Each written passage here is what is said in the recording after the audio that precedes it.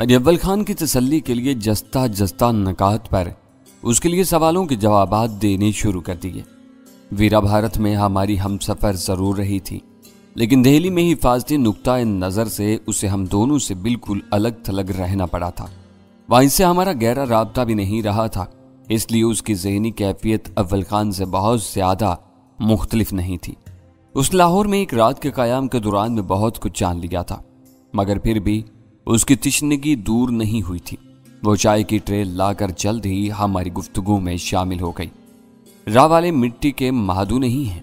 चाय नोशी के दौरान में दिल्ली के वाक़यात के बारे में बातें करते हुए मजहर खान का जिक्र निकला तो वीरा ने कहा, तुम्हारे सितारे यावरी कर रहे थे। आईबी वाले भी पस पर्दा रहकर तुम्हारी भरपूर मदद कर रहे थे। तुम्हारी मक्कारी की वजह से रीना बिलावजह तुम्हारे एहसान के बोझ से झुकी हुई थी। तुम एक के बाद दूसरी कामयाबी हासिल करते चले गए। हद ये है कि राह के रुसवाए ज़माना और ख़तरनाक तरीन एजेंट नागर की अकल पर पर्दा पड़ गया और वो अपने किसी छोटे बड़े को एतमाद में लिए बगैर आग में कूद पड़ा और तुम्हारे हाथों मारा गया। उसकी जली हुई लाश ने मामला बहुत उलझा दिया, वरना तुम्हारा खेल वहीं खत्म हो जाता। इस तकरीर से तुम क्या साबित करना चाह रही हो? सुल्तान शाह ने उसकी बात काट कर बेजारी से पूछा। रावालों का दिमाग चल पड़ा है। वीरा ने चंद सालियों तक उसे घूरने के बाद अपनी बात जारी रखी। अब वो तुम्हारी कार्रवाई के बखिए उधेड़ डालेंगे। उसका पहला सबूत यह है कि उन्होंने मजहर खान और गजाला के जोड़े की तलाश शुरू कर दी है। अगर तुम ये कहना चाह रही हो कि डैनी के सितारे गर्दिश में आ गए हैं तो आने दो, इससे कोई फर्क नहीं पड़ेगा। जब तक ये लोग भारत में थे इन्हें हर बात की फिक्र थी। पाकिस्तान आने के बाद ये हर फिक्र से बेनियाज हो चुके हैं। यहाँ राह वालों के अपने आदमी हैं, इनके जर खरीद मुखबरी भी हो सकते हैं। वीरा ने सिगरेट सुलगा कर गहरा कश लेने के बाद जवाब दिया, वो जरा सी मेहनत करके ये खोज निकालेंगे कि मजहर खान ने कभी पाकिस्तान से बाहर कदम ही नहीं रखा। इसके नाम और जाली पासपोर्ट पर किसी और ने भारत का सफर किया था। सफर और इसके मकासद पूरे हो गए। अब यह सारी तक दो सांप गुजरने के बाद लकीर पीटने के मुतरादिफ होगी।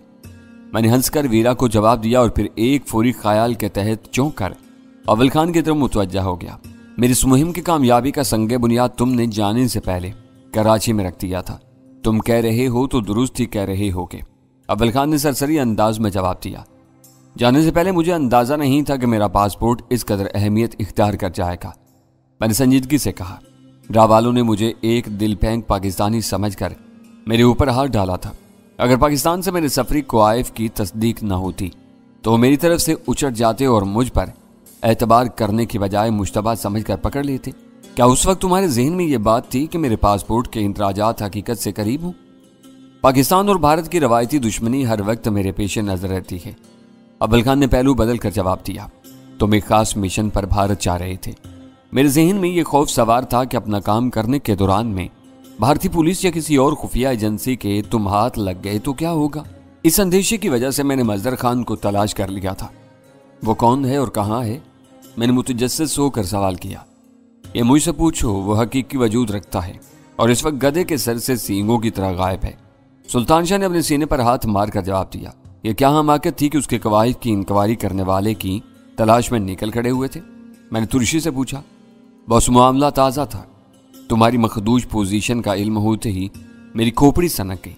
उसने खिफत अमेज हंसी के साथ कहा, तुम्हारी इस कोशिश का क्या नतीजा निकला?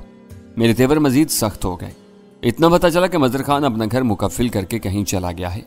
उसकी छानबीन करने वाले का सुराग नहीं मिला। कराची इंसानों का एक समंदर है। यहाँ किसी बेनामो निशान शख्स को तलाश करना ऐसा ही है जैसे समंदर में गिरी हुई पानी की एक बूंद की तलाश में झक मारना।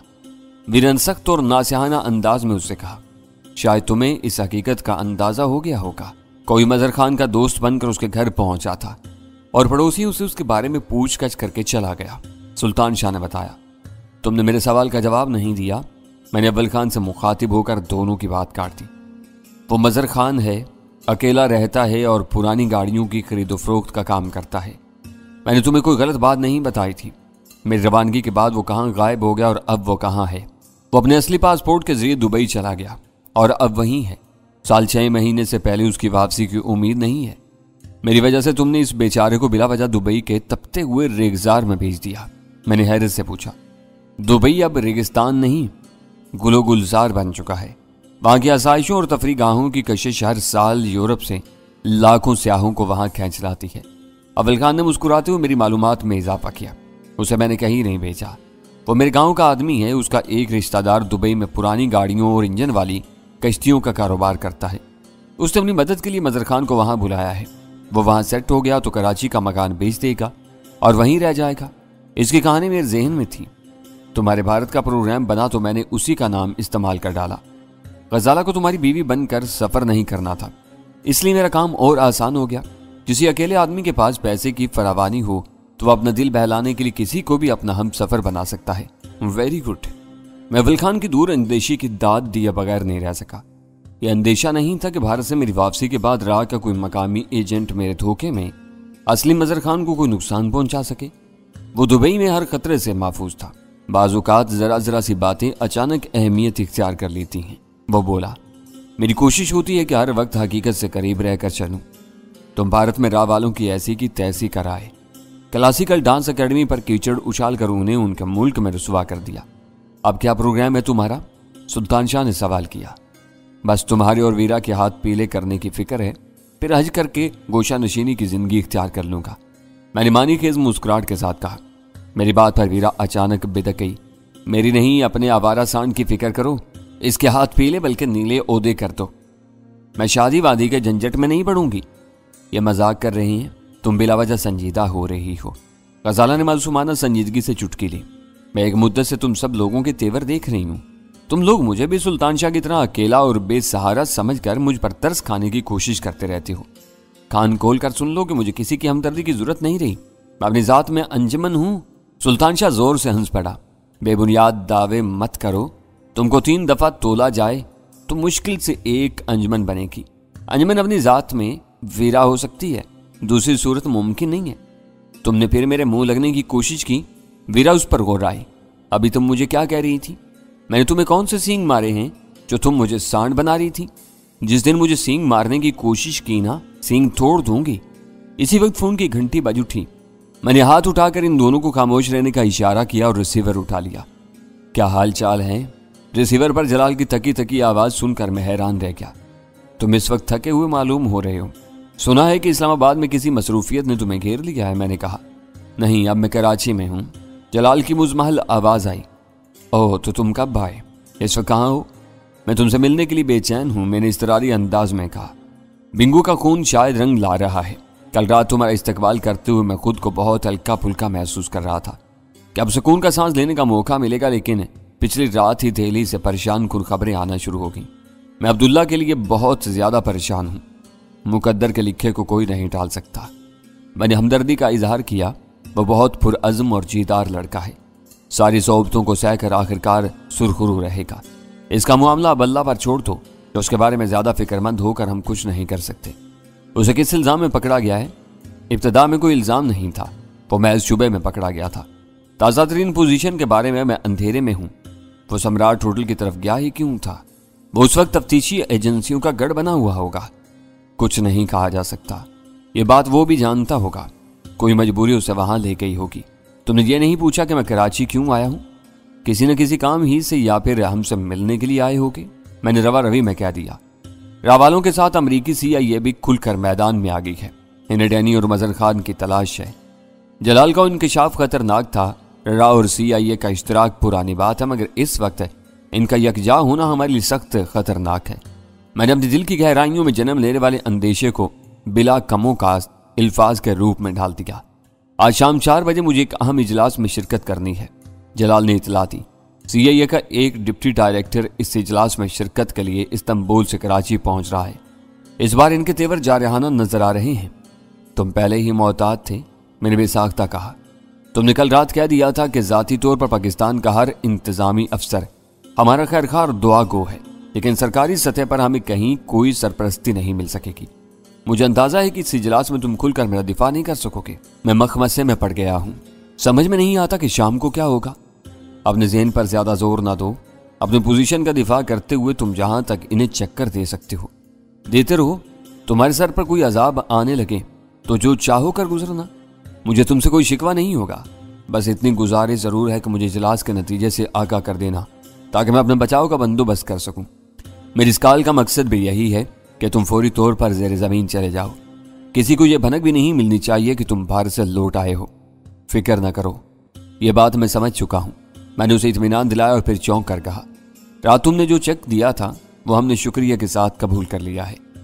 इसके लिए तुम्हें किसी का शुक्रगुजार होने की जरूरत नहीं। वो तुम्हारा वाजिबुल अदा कर्ज था जो सीक्रेट फंड से खामोशी से लौटा दिया गया। इस सरकारी फंड का कोई बाज़ाब्ता हिसाब रखा जाता है, न इसका ऑडिट होता है। मजाज अथॉरिटी अपने ज़वाबदीद के मुताबिक हर हकदार को अदायगी करती है और बस। मजाज अथॉरिटी को इल्हाम नहीं होता, कोई ना कोई उसकी मदद करता होगा। तुमने हमारी निशानदेही की, इसके लिए मैं तुम्हारा शुक्रगुजार हूँ। यह सब लोगों के लिए नहीं है, यह सिर्फ तुम्हारा हक या इनाम है, जलाल ने जोर देकर कहा। एक ही बात है, मैंने वो तज़किरा वहीं गोल कर दिया। मैंने कनखियों से इन चारों की तरफ देखा तो इनके चेहरे खिले हुए थे। वीरा सबसे ज्यादा खुश थी कि मैंने उसका मशवरा मानकर जलाल का दिया हुआ वो चेक कबूल कर लिया था जो इस वक्त तक कैश नहीं कराया गया था। आज लाहौर छोड़ने से पहले तुम में से कोई नेशनल बैंक गया, न तुमने वो चेक मेरे किसी आदमी को दिया।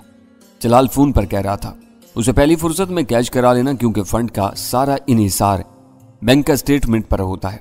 चेक तुम्हारी जेब में पड़ा रहा तो बैलेंस की रकम कहीं और काम आ जाएगी। इस सुनहरे मशवरे के लिए तुम्हारा मजीद शुक्रिया, मैंने हंस कर कहा। इस वक्त जलाल अपनी उलझनों में गिरफ्तार था, जिनका ताल्लुक हम लोगों की सलामती से भी था। वो गुफ्तगू ज्यादा देर तक जारी न रह सकी और फोन का सिलसिला मुनक़ता हो गया। फोन पर मेरी एक तरफा गुफ्तगू सुनकर इन चारों ने अंदाजा लगा लिया था कि जलाल से मेरी बातचीत का मौजू खुशगवार नहीं था। क्या कोई नया मसला खड़ा हो गया? सवाल करने में वीरा ने पहल की। वही पुराना मसला है, मेरे खिलाफ अमरीकी एक बार फिर सरगर्म हो रहे हैं। आज शाम CIA का कोई डिप्टी डायरेक्टर कराची पहुंचने वाला है। देखना यह है कि वो क्या शगुफे खिलाता है। हम लोग बेफिक्री से कभी भी वक्त नहीं गुजार सकते। अमरीकी बदमाश हैं, वीरा बरहम होकर बोली। पाकिस्तानी अफसरों को इन्हें कोरा जवाब दे देना चाहिए। इनमें हिम्मत है तो वो खुद डैनी को तलाश करके पकड़ लें। इस मामले में पाकिस्तान उनकी कोई मदद नहीं कर सकता। मुलजिमों के बारे में रायामा कितनी ही हमदर्दाना क्यों ना हो, सरकारी सतह पर ऐसा रवैया इख्तियार करना मुमकिन नहीं है। एक मुल्क के मुलजिमों को दूसरे मुल्कों में पनाह मिलने लगे तो ये दुनिया जराइम से भरे हुए एक खौफनाक जंगल में तब्दील हो जाए। लेकिन डैनी पर क्या इल्जाम है? वीरा जोश में आ गई। अपने मुल्क और मुआशरे के दुश्मनों को चुन चुन कर मारना अगर जुर्म है तो ये जुर्म हर मुहब्बे वतन शहरी कर सकता है। मुझसे बहस ना करो, मैं खुद नई इतला से परेशान हूँ। अमरीकियों को समझाना इतना आसान नहीं होगा। अव्वल खान या उसके स्पेशल टास्क फोर्स के पास भी इस मसले का कोई हल नहीं था। खासी देर तक इस मायूस कुन सूरत हाल पर तके तके अंदाज में बात होती रही, लेकिन कोई नतीजा बरामद नहीं हो सका। मुझे यकीन था कि CIA का डिप्टी डायरेक्टर कराची में होने वाले इजलास में इस ख्वाहिश का इजहार करेगा कि पाकिस्तानी हुकाम डैनी को तलाश करके अमरीकियों के हवाले कर दें ताकि वो गिन गिन कर मुझसे अपने बदले चुका सकें। चलते वक्त मैंने 10 लाख रुपए का चेक अव्वल खान को दे दिया। वैसे वसाइल रखता था कि कराची में बैठे बैठे लाहौर के बैंक से वो रकम हासिल कर सके। अव्वल खान को रुखसत करके हम चारों एक मरतबा फिर सर जोड़कर बैठ गए। कराची के कमिश्नर हाउस के एक सजे सजाए और आरास्ता कमरे में बड़ी सी मेज के पीछे 5 अधेड़ उम्र और संजीदा अफराद खंबीर चेहरों के साथ खामोश बैठे सिगरेट नोशी में मसरूफ थे या फिर अपने सामने खुले हुए कागजों में सर खपा रहे थे। इन्हीं में जलाल भी था, जो शायद उम्र में सबसे छोटा था। इन सब के सामने चाय और कॉफी की प्यालियां रखी हुई थी। वह बज़ाहिर खाने की मेज नजर आ रही थी जिसके गिर्द 12 नफूस के बैठने की गुंजाइश थी। 7 कुर्सियां इस वक्त खाली पड़ी हुई थी। कमिश्नर हाउस की इमारत का गिर्द इस शाम गैर मामूली हिफाजती बंदोबस्त किया गया था। मामूल के मुताबिक ड्यूटी अंजाम देने वाले मुसल्ला पुलिस गार्ड्स के अलावा रेंजर्स का भी एक दस्ता थोड़े थोड़े फासले से इमारत के गिर्द पहरे पर मामूर था। वह एहतमाम देख कर दूर ही से अंदाजा लगाया जा सकता था कि इमारत में कोई खास काम सर अंजाम दिया जा रहा था। इससे पहले भी अमरीकी आते जाते रहे हैं तो अपने पूरे वसाइल के साथ डैनी की तलाश में मसरूफ हैं, मगर इन्हें अपनी कोशिशों में जरा भी कामयाबी हासिल नहीं हुई। मिलिट्री इंटेलिजेंस के कर्नल शाबान ने सिगार का धुआं उड़ाते हुए नर्म और मुतहम्मल लहजा में कहा, अब वो हमसे क्या चाहते हैं? MI इस बारे में कुछ नहीं कर सकती। फेडरल इन्वेस्टिगेशन एजेंसी के शाहिद राना ने अपने सर को असबात में जुम्बिश देते हुए कहा, इस मामले में सिर्फ सिविलियन इदारे ही कुछ कर सकते हैं, लेकिन फिर भी यहाँ 5 इदारों के सीनियर नुमाइंदों की मौजूदगी जरूरी समझी गई है। हो सकता है कि अमरीकी अब बड़े पैमाने पर काम का आगाज करना चाहती हूँ। अमरीकी अपनी दानिश में हर काम का आगाज बड़े पैमाने पर करते हैं। इंटर सर्विस इंटेलिजेंस के कर्नल गफूर ने कदर बेजारी से कहा, یہ اور بات ہے کہ ان کے شروع کیے ہوئے بیشتر کاموں کا انجام پھسا اور بےمانی ہوتا ہے۔ تقریباً سب کے ہونٹوں پر دبی دبی مسکراہٹ پھیل گئی۔ کراچی کے آئی جی نے بات آگے بڑھائی۔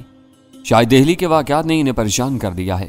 وہاں کی ایک 5 اسٹار ہوٹل میں جان اسمتھ کا قتل کوئی معمولی واقعہ نہیں ہے۔ جان اسمتھ یہاں نہیں مرا، کرنل شعبان نے تیکھے لہجے میں کہا۔ یہاں سے وہ اپنے پیروں سے چل کر دہلی گیا تھا اور وہاں مارا گیا ہے۔ امریکیوں کو اگر کچھ کرنا ہے تو انہیں دہلی جانا چاہیے۔ یہاں آ کر وہ اپنا اور ہمارا وقت برباد کریں گے، انہیں کچھ حاصل نہیں ہوگا۔ میری ایجنسی ڈینی کے بارے میں کچھ نہیں جانتی، اس کے بارے میں ہمارا ریکارڈ بھی بے داغ ہے، شاہد نے مسکراتے ہوئے کہا۔ جلال کی خاموشی سے ظاہر ہو رہا ہے کہ آئی بی والوں کو اس کی کچھ خیر خبر ہے۔ کیوں جلال، تم کیوں خاموش ہو؟ کرنل غفور نے جلال کو ٹوکا۔ وہ پانچوں ایک دوسرے کے پرانے شناسا اور آپس میں کسی حد تک بے تکلف نظر آ رہے تھے۔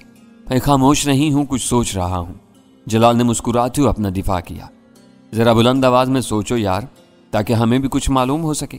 آئی جی نے لقمہ دیا اور سب ہنس پڑے۔ حیرت ہے، کرنل غفور نے چونک کر کہا، آج یہاں اسپیشل ٹاسک فورس کا کوئی نمائندہ نظر نہیں آ رہا۔ یہ کون سی فورس ہے؟ کرنل شعبان نے معصومانہ سادگی سے پوچھا۔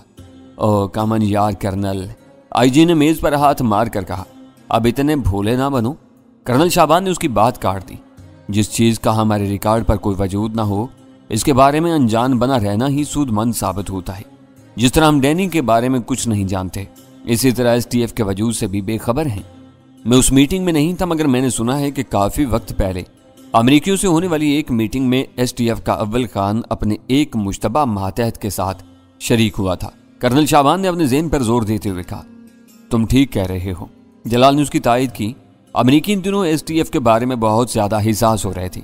ان کی فرمائش پر مجبور ہو کر ایس ٹی ایف کے نمائندوں کو بلایا گیا تھا۔ وہ میٹنگ آف دی ریکارڈ تھی، تو تمہیں اس کا حوالہ نہیں دینا چاہیے، کرنل غفور نے جلال کو یاد دلایا۔ جلال کھسیائے ہوئے انداز میں مسکرا کر رہ گیا۔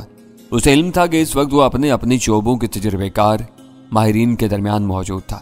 اگر وہ کوئی دلیل دینے کی کوشش کرتا تو اس کے ساتھ عذر گناہ بدتر از گناہ والا معاملہ پیش آ سکتا تھا۔ وہ چاروں مل کر اس کی ٹانگ کھینچنا شروع کر دیتے۔ جان ایشکوف یہاں کتنے دن قیام کرے گا؟ شاہد رانا نے پوچھا۔ پتہ نہیں، ہمیں صرف آج کی میٹنگ میں اس سے ملنا ہے، اس کے بعد وہ یہاں رہے یا چلا جائے، یہ ہمارا درد سر نہیں ہوگا، کرنل شعبان نے کہا۔ گھڑی کی سوئیاں 4 بجنے کا اعلان کر رہی تھی۔ وہ پانچوں اپنے مہمان کا استقبال کرنے کے لیے مقررہ وقت سے چند منٹ پہلے وہاں پہنچ گئے تھے۔ چند منٹ بعد کمشنر ہاؤس کے دراز قامت اور باوردی دربان کے ساتھ 2 امریکی اس کمرے میں داخل ہوئے۔ دربان انہیں پہنچا کر دروازے ہی سے لوٹ گیا۔ امریکیوں نے دور ہی سے ہیلو ہائی کے گرمجوش نعرے بلند کیے۔ وہ دونوں اسی اجلاس کے بیشتر شرکاء سے ذاتی واقفیت رکھتے تھے۔ شاید اپنی پیشہ ورانہ سرگرمیوں کے سلسلے میں ان کی باہمی ملاقاتیں بھی ہوتی رہتی تھیں۔ امریکیوں کی طرف سے گرمجوشی کے اظہار کے نتیجے میں انہیں پرتپاک انداز میں خوش آمدید کہا گیا۔ کرنل شعبان نے جان اور لیری کا جلال سے تعارف کرایا۔ جان سی آئی اے کا ڈپٹی ڈائریکٹر تھا اور لیری اس کا چیف کلرک۔ وہ دونوں اپنی جگہ سنبھال رہے تھے کہ کمشنر ہاؤس کا باوردی خان سامہ چائے اور دیگر لوازم کی ٹرالی لے آیا۔ اس نے میز پر سے خالی پیالیاں اٹھائیں اور پھر ٹرالی پر سے سامان اتار کر میز پر سجانے میں مصروف ہو گیا۔ جب تک 7 افراد کو ان کی پسند کے مطابق چائے یا کافی پیش کی گئی، ذاتی مزاج پرسیوں اور خوش گپیوں کا سلسلہ چلتا رہا۔ ملازم کے واپس جانے کے بعد اس کمرے کی فضا یکایک تبدیل ہو گئی۔ دہلی میں جان اسمتھ کے روح فرسا قتل کی خبر تم لوگوں نے سن لی ہوگی۔ جان ایشکوف نے چند ثانیوں کے سکوت کے بعد بات شروع کی۔ میں اس کے قاتل کی تلاش کے مشن پر نکلا ہوں اور مجھے امید ہے کہ اپنے دوستوں کے تعاون سے ہم اس مہم میں کامیابی حاصل کر لیں گے۔ جان اسمتھ کو مرے ہوئے کئی دن گزر چکے ہیں، کرنل شعبان نے رسانیت سے کہا۔ تمہاری اب تک کی پیش رفت کیا ہے؟ کل تک ہم اندھیرے میں ہاتھ پیر مار رہے تھے، کل انڈین سیکرٹ سروس نے کچھ سراغ فراہم کیے ہیں۔ بھارت میں ڈینی سرگرم عمل ہے، اس کی موجودگی کا سب سے بڑا ثبوت بیم گن کا استعمال ہے۔ اس نے راہ کے ایک ذمہ دار افسر کو بیم گن سے ہلاک کیا ہے۔ تو یوں کہو کہ تمہیں راہ کے مجرم کی تلاش ہے، شاہد نے وقفہ پا کر کہا۔ نہیں، اس واردات سے کچھ دیر پہلے راہ کے ایک کلیدی عہدیدار کو زہر کی سوئی استعمال کر کے ٹھکانے لگایا گیا تھا۔ جان نے اپنی بات جاری رکھی۔ ان دونوں مقامات پر بقیہ افراد پر ایسی سری الاثر سوئیاں استعمال کی گئیں جن کے ذریعے جسم میں اترنے والا مواد انسان کو کئی گھنٹوں کی طویل مدت کے لیے بے حس و حرکت کر دیتا ہے۔ اس سراغ سے یہ ثبوت مل گیا ہے کہ بیم گند اور زہریلی سوئیوں سے ہونے والی اموات میں ڈینی ملوث ہے۔ تم نے اب تک جان اسمتھ کے بارے میں کچھ نہیں بتایا۔ ہمیں راہ والوں کے انجام سے زیادہ ہمدردی نہیں ہے، کرنل شعبان نے کہا۔ सच पूछो तो राह के 2 अफसरों के मुख्तलिफ अंदाज में मारे जाने से मुझे खुशी हुई है, जॉन ने बेलाग अंदाज में कहा। इसी के बाद हम इस नतीजे पर पहुंचे हैं कि दिल्ली में होने वाली सारी वारदातों में डैनी का हाथ है।